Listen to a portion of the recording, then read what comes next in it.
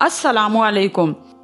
दुआ कैसे मांगे, आज मैं आपको इस वीडियो में दुआ के आदाब बयान करने जा रही हूँ। क्योंकि माह रमजान मुबारक का महीना चल रहा है, हम लोग कसरत से दुआएं कर रहे हैं। दुआ के कबूल होने के लिए सही तरीके से दुआ करना बहुत जरूरी है। बाज लोगों को सही तरीका मालूम नहीं होता कि दुआ के आदाब क्या हैं।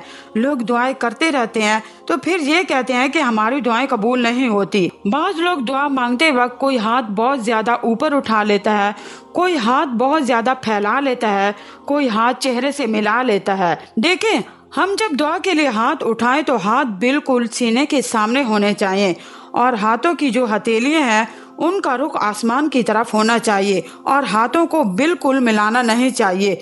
दुआ में सबसे पहले हमें अल्लाह की हम्द बयान करनी चाहिए, सूरत फातिहा पढ़ें और दुरूद पाक पढ़ें और फिर अपनी दुआ मांगे और फिर आखिर में अल्लाह की हम्द बयान करें और दुरूद शरीफ पढ़ें।